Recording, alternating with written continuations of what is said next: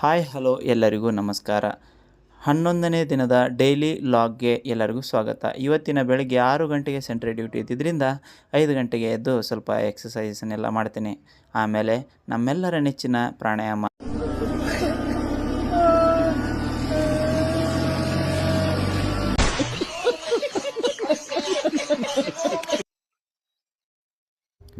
ಸ್ವಲ್ಪ ಹೊತ್ತು ಕಪಾಲಭಾತಿ ಹಾಗೂ ಕೆಲವೊಂದಿಷ್ಟು ಇಂಪಾರ್ಟೆಂಟ್ ಫೇಶಿಯಲ್ ಎಕ್ಸಸೈಸಸ್ ಹಾಗೂ ಪ್ರಾಣಾಯಾಮದಂತಹ ಕಸರತ್ತುಗಳನ್ನ ಮುಕ್ತಾಯಗೊಳಿಸಿ ಆಮೇಲೆ ರೆಡಿಯಾಗಿ ಡ್ಯೂಟಿಗೆ ಹೋಗ್ತೇನೆ.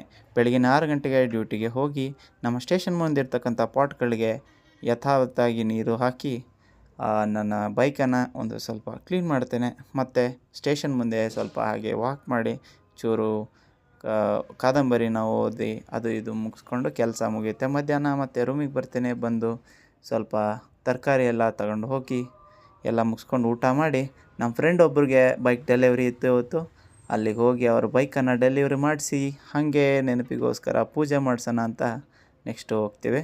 ಹೋಗ್ಬೇಕಾದ್ರೆ ದಾರಿಲಿ ಫೇಮಸ್ ಮಂಡಿಲಿ ಇರ್ತಕ್ಕಂಥ ಫ್ರೂಟ್ ಜ್ಯೂಸನ್ನು ಕುಡ್ಕೊಂಡು ಆಮೇಲೆ ಎಲ್ಲರೂ ಸೇರಿ ಚಾಮುಂಡಿ ಬೆಟ್ಟಕ್ಕೆ ಹೋದ್ವಿ.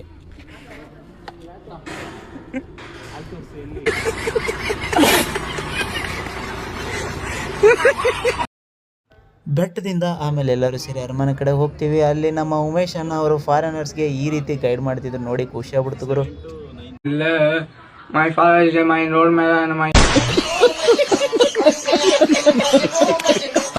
ಅಲ್ಲೇ ಹತ್ತಿರದಲ್ಲಿರುವ ಗಣೇಶ ದೇವಸ್ಥಾನದಲ್ಲಿ ಗಾಡಿನ ಪೂಜೆ ಮಾಡಿಸಿದ್ವಿ ಮತ್ತು ಗಾಳಿ ಆಂಜನೇಯ ದೇವಸ್ಥಾನಕ್ಕೆ ಹೋಗಿ ಆಶೀರ್ವಾದ ಪಡ್ಕೊಂಡು ಹಾಗೆ ಅರಮನೆಯನ್ನು ಸುತ್ತಾಡ್ಕೊಂಡು ಬಂದ್ವಿ.